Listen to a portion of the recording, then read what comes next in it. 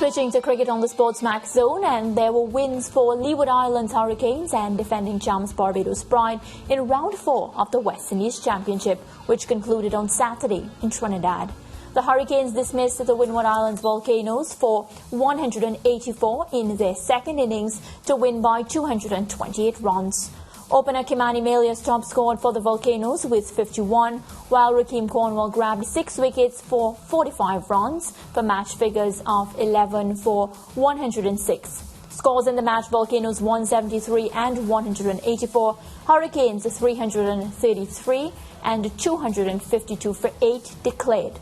Barbados Pride won by an innings and 22 runs against host Trinidad and Tobago Red Force on day 3 at the Brian Lara Cricket Academy. Scores: Red Force 133 and 139, Barbados Pride 294.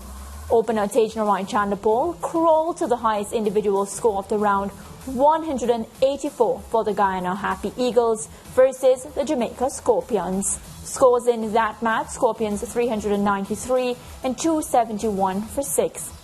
Harpy Eagles 584 for 7 declared. That match ended in a draw.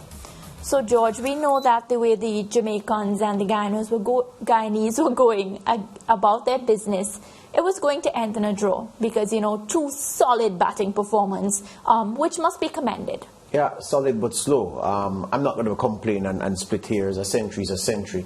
But I'm going to be greedy. You want to see at this level, at this stage, runs being made at a rate and at a quality that suggests that the player making the runs can survive and can thrive at the top level. Yeah, and I'm happy to see a lot of the batsmen putting up centuries. Lance, we did justice with that last week when we spoke about those commendable performances.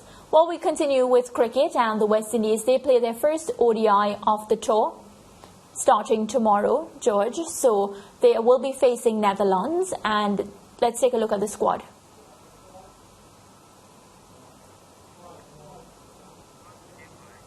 All right, so we don't have the squad just yet, but we know the Windies and the fact that they have struggled in one-day internationals this year. They lost to Ireland, they lost to India, and it will be Nicholas Pooran's first assignment. Now that we have the squad: Nicholas Pooran at the helm as captain, Shea Hope as vice-captain, and Nkrumah Bonner, Shamar Brooks, Casey Conti, Akil Hussain, Alzari Joseph, Brandon King, Sherman Lewis, Kyle Mayers, Anderson Phillip, Ravman Powell, Jaden Seals, Romario Shepherd, and Hayden Walsh Jr. So, George, I was speaking about how the West Indies have struggled in one-day internationals this year, and I outlined it was Ireland and India that they lost to. This will be Nicholas Pooran's first assignment as the new white ball captain for the team. Pooran told the media in a press conference early on Monday that the regional 4-day players may be huge contributors to the team. Yeah, I think it will benefit us. Guys, a couple of the guys scored centuries in that first-class game as well.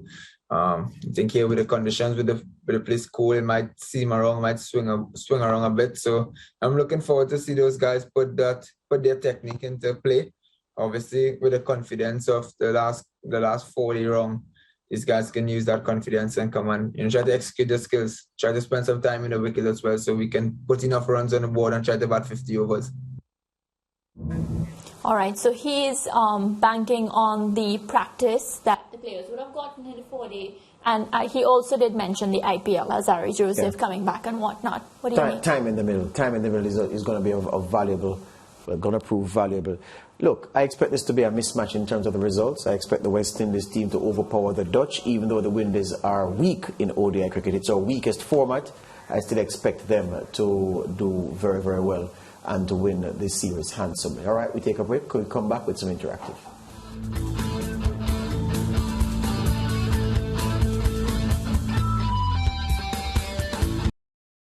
Thank you for watching SportsMax on YouTube. Don't forget to like, share, subscribe, and click the notification bell to stay informed.